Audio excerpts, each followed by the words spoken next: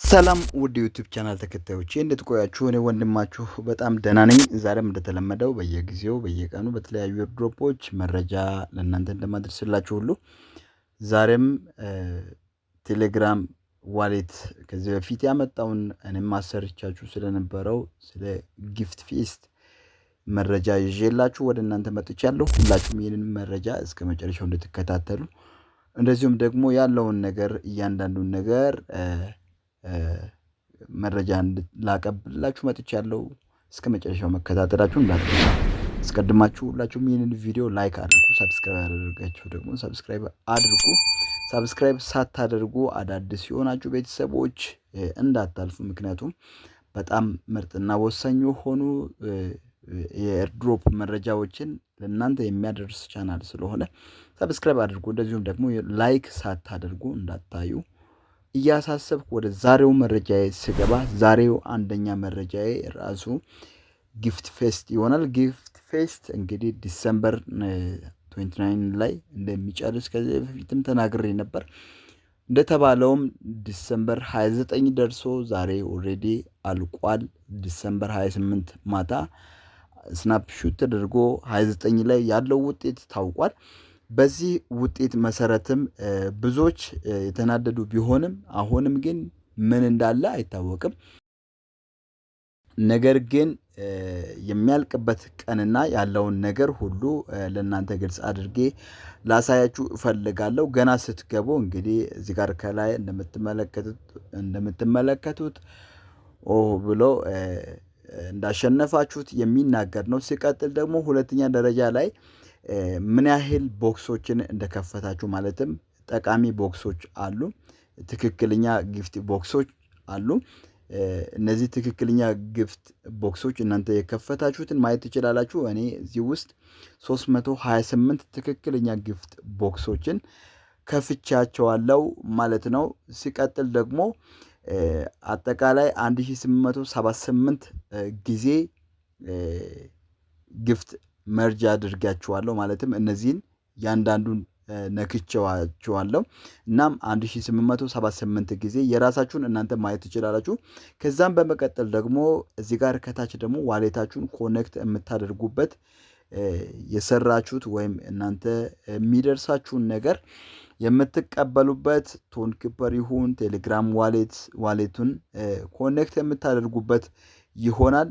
እዚህ ጋር እንደምትመለከቱት ጃንዋሪ 12 እስከ ጃንዋሪ 14 አንዳንዶቹ ከፍተኛ ውጤት ያስመዘገቡ ጃንዋሪ 12 ሲሆን በዛ መሃልና ከፍ ብሎ ያለው ደግሞ ጃንዋሪ 14 ድረስ የሰራችሁት ኤንኤፍቲ ይሁን የደረሳችሁት በእድል መልካችሁ ያገኛችሁት የሚደርሳችሁ ይሆናል ማለት ነው።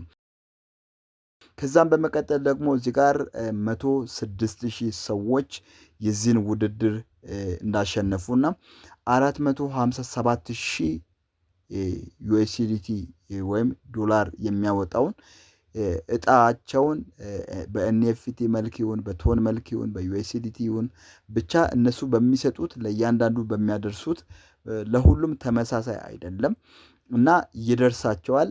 እሱም ጃንዋሪ 12 እስከ ጃንዋሪ 14 ድረስ ባለው የሚደርሳችሁ ይሆናል። ከዛም ደግሞ ወደ ታች ስንወርድ እነዚህ አዳዲስ ተጨማሪ እንትኖች ናቸው። እነዚህን ገብታችሁ ተቀላቅላችሁ እዚህ ውስጥም ኤንኤፍቲ የማሸነፍ እድል ያለው ቻንስ አለ እና እዚህ ላይ ገብታችሁ ሰዎችን ኢንቫይት እያደረጋችሁ መጠቀም ትችላላችሁ።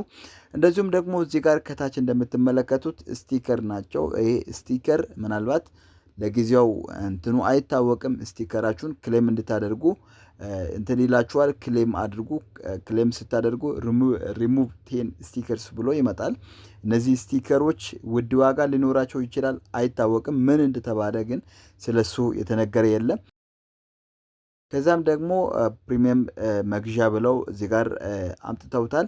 እሱንም እንለፈው። መጨረሻም ደግሞ ሳንታስ ቼክሊስት የሚደረግ አለ። ይህ እንግዲህ ከዚህ በፊት እናንተ ያደረጋችሁት የሚመለከት ነው። አንደኛው ምንድነው ኢቨንት መሳተፍ ሲሆን ምናልባት ዶጊስም ይሁን እንደዚሁም ደግሞ የተለያዩ እነሱ ያመጡትን የዩኤስዲቲ ስዋፕ አለ። ከዛ ደግሞ ኮድ መሙያ አለ። እነሱን ከተሳተፋችሁ አንደኛው ይታረምላችኋል። እንደዚሁም ደግሞ ሳብስክራይብ እነሱ ከመቶ በላይ የሆናችሁ ማለትም 100 በላይ ሌቭል ስትደርሱ ቻናል ያመጣሉ። እሱን ቻናል ተቀላቅላችሁ ከሆነ እዚህ ጋር ሳብስክራይብ ማድረጋችሁን የሚያረጋግጥ እርማት ሁለተኛው ታገኛላችሁ። ሶስተኛው ደግሞ ጊፍት ክሌም ያደረጋችሁ ከዚህ በፊት እነሱ ያመጡትን ቦክስ ውስጥ ድንገት ቅድም መጀመሪያ ላይ እንዳሳየሁት ጊፍቱን ክሌም ካደረጋችሁ የሚሰጣችሁ እርማት ይሆናል። ሌሎቻችሁም በተጨማሪ ያደረጋችሁት ነገር ካለ በተለይም ዩኤስዲቲ ስዋፕ ካደረጋችሁ ተጨማሪ እንደዚሁም እንደ ዶግስ አይነት ከተጠቀማችሁ ተጨማሪ ነገሮች ሊኖሩ ይችላሉ። ለሁሉም ተመሳሳይ አይደለም። እንደዚሁም ደግሞ ኩፖን የሚሰጡትም አሉ፣ ኩፖንም ያገኙ አሉ። ብዙ አይነት ነገሮች አሉና ይሄንን ይመስላል።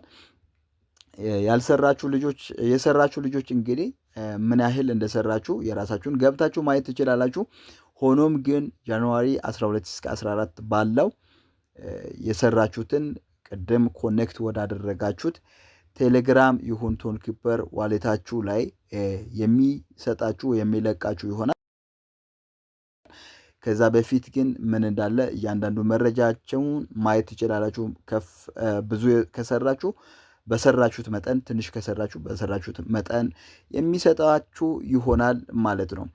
እንደዚሁም ደግሞ ሪፈራልም ዋጋ እንደሌለው፣ ኢንቨስትመንትም ዋጋ እንደሌለው፣ ምንም እንደማይጠቅም ይናገራሉ። ምክንያቱም በሰራችሁት መጠን ስለሆነ ምን ያህል ቦክሶችን እንደከፈታችሁ በዛው መጠን ነው የሚሰጣችሁ ይሆናል ማለት ነው። እኔ በዚህ 13 ቀናት አካባቢ ሰርቻለሁ እና 14 ቀናት አካባቢ ሰርቼ ነው ይሄን ያገኘሁት። ሁለተኛም አካውንት ከፍቼ ነበር። 80 ቦክስ ነው ማለትም ኦፕን ያደረጉልኝ 80 ነው። ከዛም ደግሞ ይሄኛው 1800 ቦክስ ኦፕን ያደረኩት ታይምስ የ1878 ጊዜ የተጠቀምኩትን 801 ጊዜ አድርገውልኛል። ያም 4 ቀን ብቻ ተጠቅሜ ነው። እናም በሰራችሁት መጠን ታገኛላችሁ ማለት ነው። ብዙዎች ይህንን እስካም እያሉት ይገኛሉ። ነገር ግን እኔ እስካምም አልልም ምንም አልልም። ምክንያቱም የተሰጠው ነገር ነው የሚወስነው እንጂ አሁን ያለው የተባለው ነገር ምንም የሚወስን ነገር ስላልሆነ ጃንዋሪ 18 ላይ እስካም መሆኑን አለመሆኑን በግልጽ የምናይ ይሆናል። የዛሬው ይሄን ይመስላል። ስለተከታተላችሁኝ አመሰግናለሁ። በሌሎች ኤርድሮፖች እስከምንገናኝ ድረስ መልካም ቆይታ። ቻው።